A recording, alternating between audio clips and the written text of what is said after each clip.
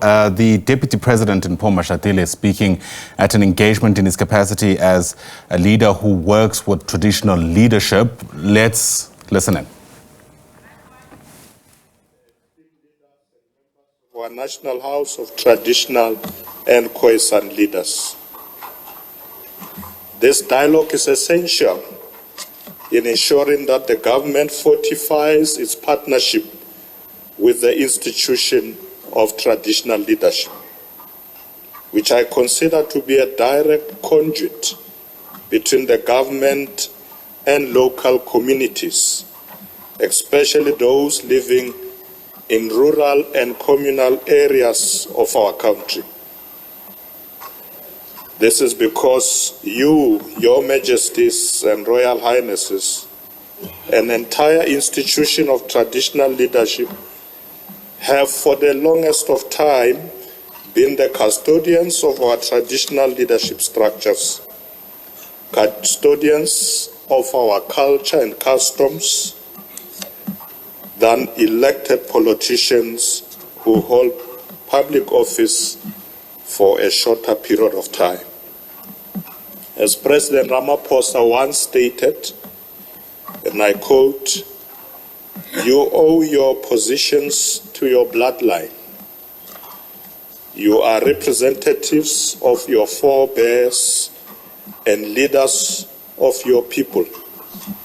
History has assigned you your positions and responsibilities," close quote. It is for this reason that government cannot make decisions that affect you and your people without your involvement. As voices of your communities and guardians of tradition, we as government have to integrate you into the process of decision-making, ensuring that your views are respected, especially in the areas of land, inadequate infrastructure, customary law, fight against poverty, and community development. We are confident that your presence in today's dialogue will further amplify the voices of traditional communities, and that together we can find solutions to the problems that our communities are facing. That is why we have always engaged the institution of traditional leadership on critical policy matters and legislative reforms. To this end, the Department of COGTA will soon be engaging traditional and Khoi-San leaders on the Traditional and Khoi-San Leadership Bill before it is approved by Cabinet and introduced in Parliament. The Traditional and Khoi-San Leadership Bill is a critical piece of legislation. It seeks to formally recognize the Khoi and San communities and their leadership structures, while also addressing the deficiencies of the Traditional Leadership and Government Framework Act, Act number 41 of 2003. Once enacted, the bill will provide a legal framework to recognize and regulate traditional and Khoi-San leadership institutions, clearly outlining their roles, responsibilities, and engagement with government. This demonstrates both our commitment and responsibility as government to promote inclusive governance.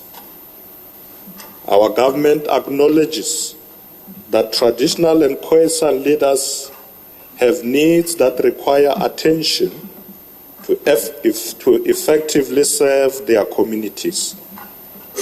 The Inter-Ministerial Task Team on Traditional Leadership was established by President Cyril Ramaphosa to address precisely the issues that you have raised. and many of those Nkosi Mavuso was reminding us about this morning. The Inter-Ministerial Task Team was therefore established with the explicit intention of demonstrating our steadfast support for the work of traditional and Khoi-San leadership in their communities. The President insisted that the government must engage frequently and in close communication with you, Your Majesty's traditional and Khoi-San leaders. The Inter-Ministerial Task Team's objective is to resolve obstacles that impede progress on issues raised by traditional and Khoi-San leaders, to consolidate existing efforts. Our work as the Inter-Ministerial Task Team is structured into 5 work streams as indicated by Nkosi Mavuso this morning, to facilitate greater coordination but also alignment. Today you will receive reports, very comprehensive reports regarding the advancement and also obstacles encountered in each of these 5 work streams, which are overseen by ministers. Without getting into detail, let me mention some of the work that has been achieved towards resolving concerns that have been raised by traditional leaders. This includes advancing land ownership, tenure rights, and also fast-tracking socio-economic development in rural communities. On the issue of transferring ownership and communal land to traditional councils, we need to have sufficient consultation with the National House of Traditional and Khoi-San leaders and other stakeholders to discuss the mechanisms through which communal land can be transferred in line with Section 25 of our Constitution. To date, the Department of COGTA has completed a desktop analysis and mapping of all departmental land, trust land, and other land, particularly in the former TBVC and self-governing territories. The department will conduct a thorough land audit to determine its ownership in this regard. The Communal Property Association Act has been amended and the trust bill is in progress, but it still does not address conflict between traditional councils, trusts, and communal property associations, CPAs. The department therefore plans to audit CPAs within traditional authorities' jurisdiction by 2026 and develop a dispute and mediation mechanism program.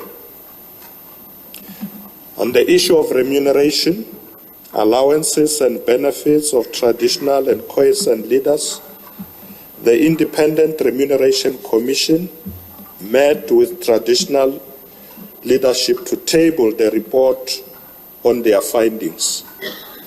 The Commission has since drafted proposals on the salaries, allowances, benefits, and tools of trade of traditional and Khoi-San leaders. I know that DM Namashe has indicated to me that there are some issues that we need to bring to the attention of the President before this is finalized, that traditional leaders have raised.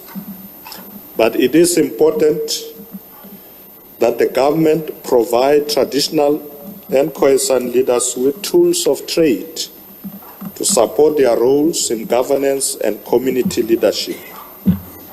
The recommendation of the Commission will be considered by the President for finalization, and we are working towards this happening by the end of September this year.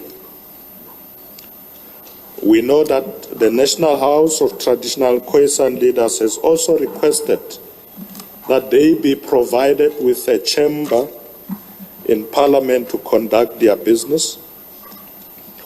And Nkosi Mavuso also, in his address this morning, indicated that this should also happen in provinces and in some of our municipal areas where facilities are made available to traditional leaders to do their work.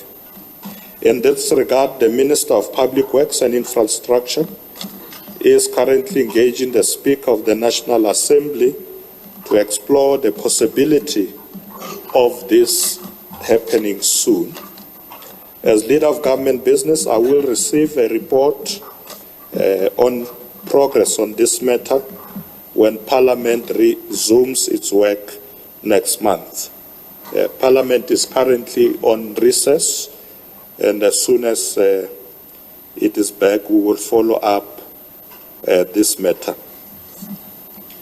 Bondabezita, the other major issue that is of concern is the killing of traditional and Khoi-San leaders. In this regard, the provincial task team, or task teams rather, were established to work on this aspect, particularly provinces like KwaZulu-Natal, Gauteng, Eastern Cape, and Mpumalanga. The South African Police Service and the Department of Traditional Affairs are exploring alternative options in terms of the protection of traditional leaders.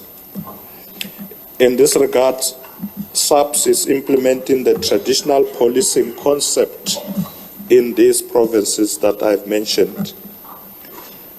SABC also provides services on wheels through the use of mobile client service centers to reach out to rural communities that are far from police stations.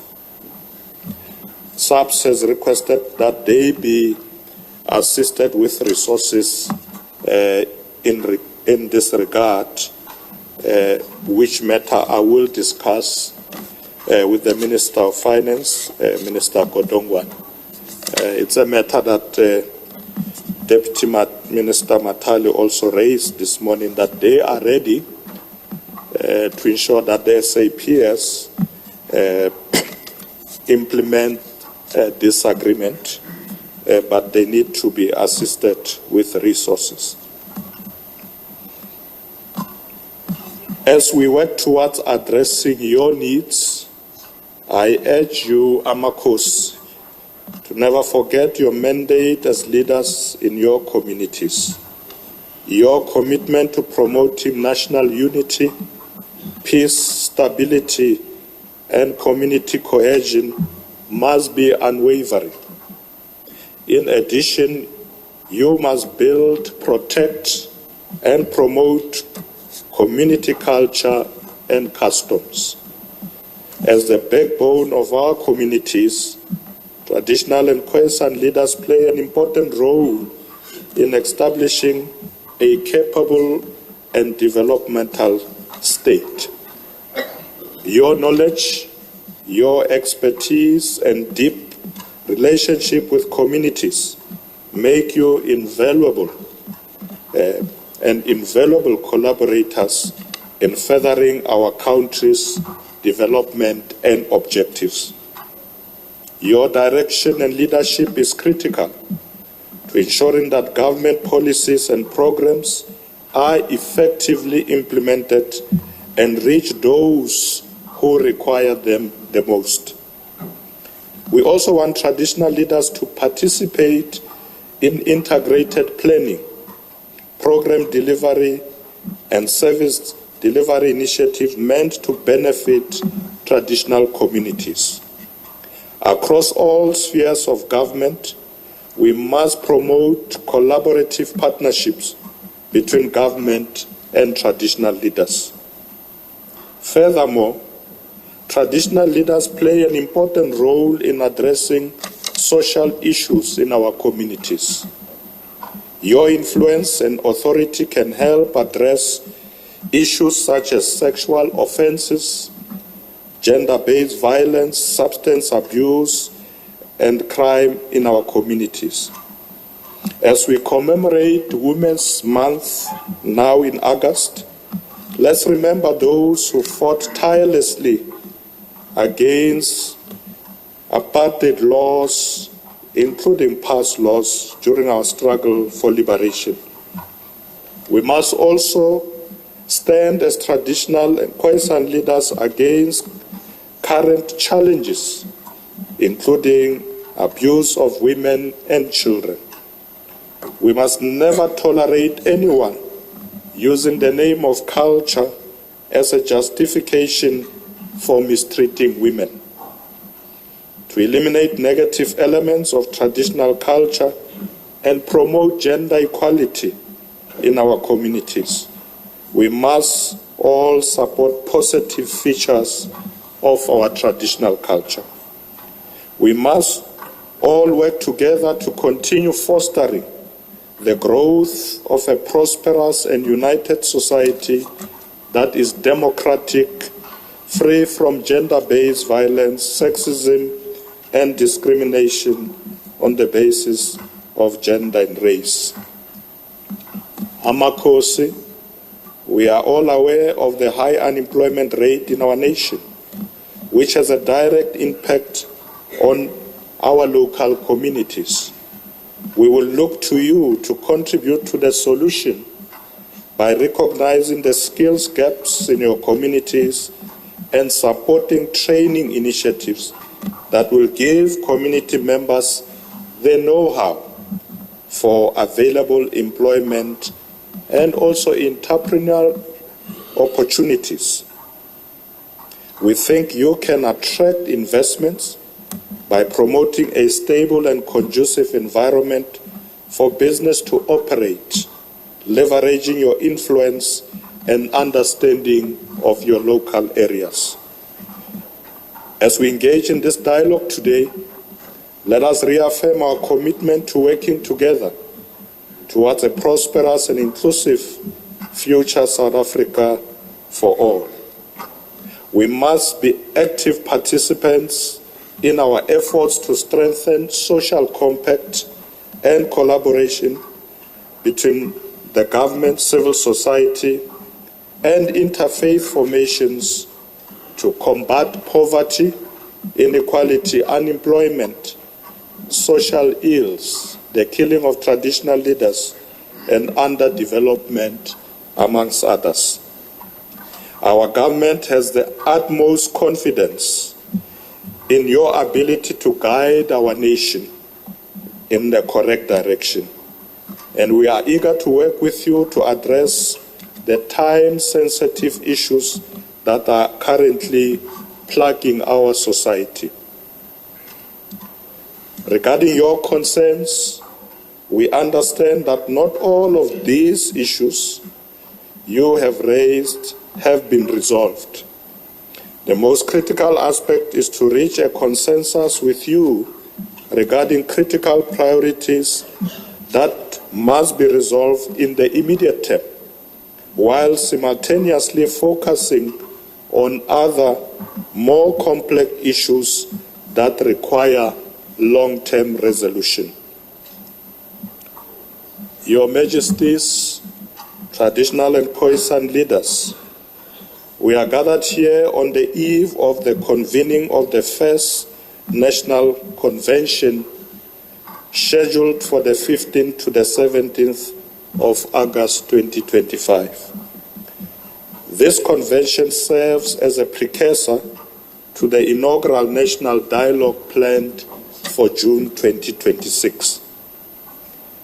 This historic gathering brings together representatives of all sectors of South African society, including government, political parties, civil society, traditional leaders, youth, religious groups, business, labor, academia, and government departments in all spheres to reflect on the state of our nation and begin reimagining the future of our democracy. This first national convention serves as a launchpad for an inclusive and people-led dialogue aimed at carving a shared vision for our country. It is expected to come up with a clear roadmap to facilitate participation and ensure that citizens have the opportunity to contribute meaningfully to the dialogue process over the next 12 months. As government, we encourage active participation of the institution of traditional leadership in both this coming first national convention and the entire process of the national dialogue. We want our traditional and Khoi-San leaders to be part of the new social compact that will drive progress towards Vision 2030 and lay the foundation for South Africa's next national development plan. Your participation, therefore, will be important for ensuring that the dialogue is inclusive and representative and produce a plan that reflects the interests and aspirations of all South Africans, including those in areas where you govern. In conclusion, Program Director, as we engage in this dialogue today, let us leverage the power of our collaboration to address the challenges, acknowledge the successes, and create a brighter future for generations to come.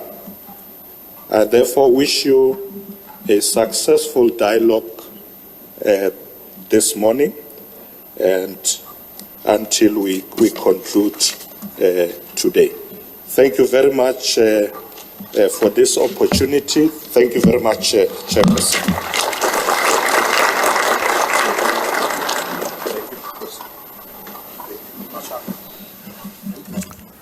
All right, so we've just heard from Deputy President Paul Mashatile there speaking at the City of Tshwane's chambers. He's there in his capacity as the leader of the Inter-Ministerial Task Team, and they were there to speak about a wide range of issues facing traditional leaders in the country.